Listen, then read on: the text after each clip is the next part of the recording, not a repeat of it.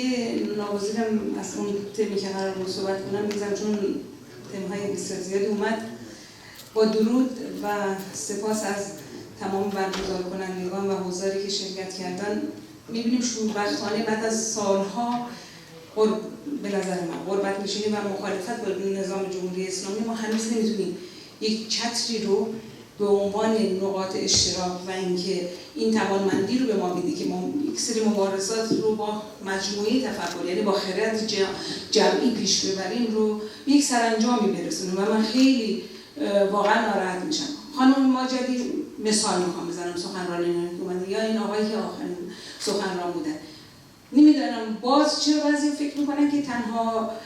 نظر، ایده، برنامه، اساسنامه، تفکر، هر چیزی که در ذهن اونهاست این تنها چیز درسته و دیگران باید تابع از اون افکار، تابع از اون اندیشه ها، تابع از اون حرفا باشن.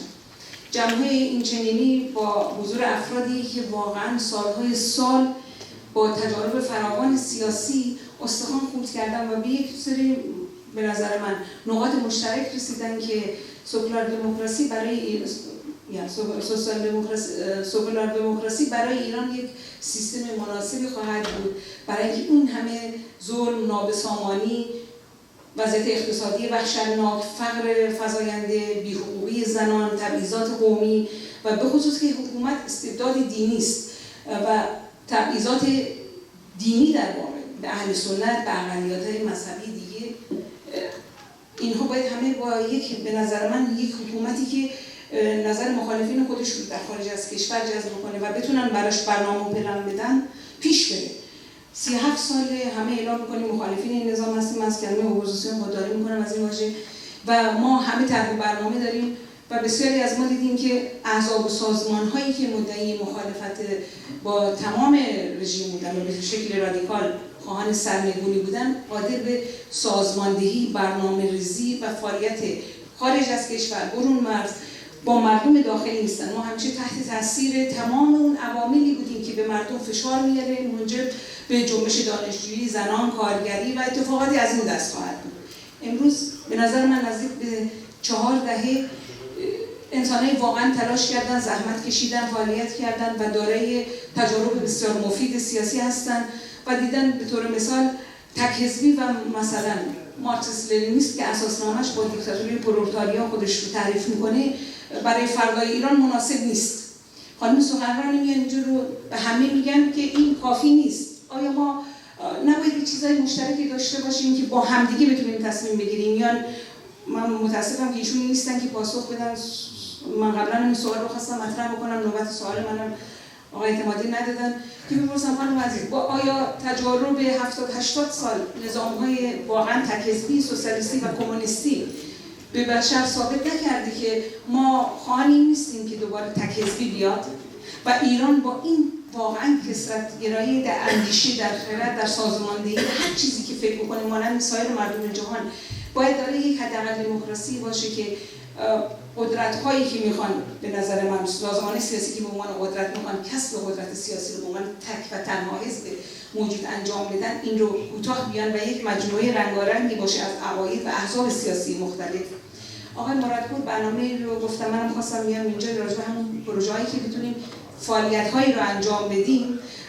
با ایشون. به نظر من این چتر بزرگ این جنبش سوسیال دموکرات‌ها بتونه همکاری بکنه و ما در هر کشور اروپایی فشار این پروژه‌ها رو بر این اساس بذاریم که گروه‌های کاری تشکیل بدیم و ما واقعا به دولت‌های سرمایه‌داری امروز که دلشون به حال ایران نمی‌سوزه و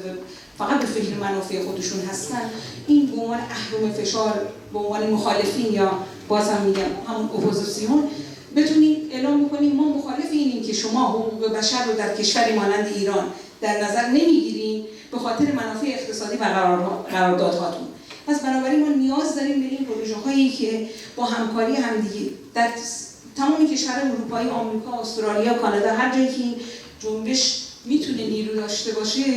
ما اونجا این گروه‌های کاری رو درست کنیم. یعنی به نظر من از امروز به فردا کردن هم دیره. و اینکه این جنبش سکولار دموکرات‌ها سال یک بار یک کنگره بگیرن، باز این هم کافی نیست. ما حتی میتونیم به عنوان کمیته‌های محلی در هر کشوری که هستیم برنامه‌ریزی همون افراد کشور باشه که ما بتونیم ماهانه جلساتی داشته باشیم. ما بذار بحث بکنیم، مثل همین امروز نظرات مخالف هم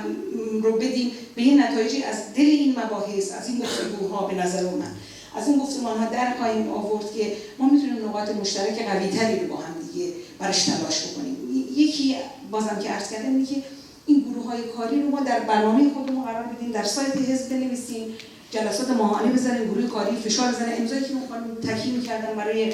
وزیر امور خارجه یا کار یا هر قسمتی از وزارت و دولت، افراد دولتی آلمان به تنهایی با یک امضا کافی نیست. ما باز هم به نظر من یک جنبش عظیمی رو ما ایرانی‌ها میتونیم پیش قدم بشیم به عنوان خارجی‌هایی که بر اثر جنگ و حکومت دیکتاتوری اسلامی که بنای این حکومت‌ها رو آمریکا و اروپا با پلن‌های خودشون به خاورمیانه تحمیل کردن رو پیش ببریم. بگیم ما خواهان قطع جنگ در خاورمیانه هستیم و امنیت شما اروپا و غرب، آمریکا، شما گروه‌ها رو اونجا سازماندهی می‌کنید، به قتل و کشتار و خرابکاری دست می‌زنن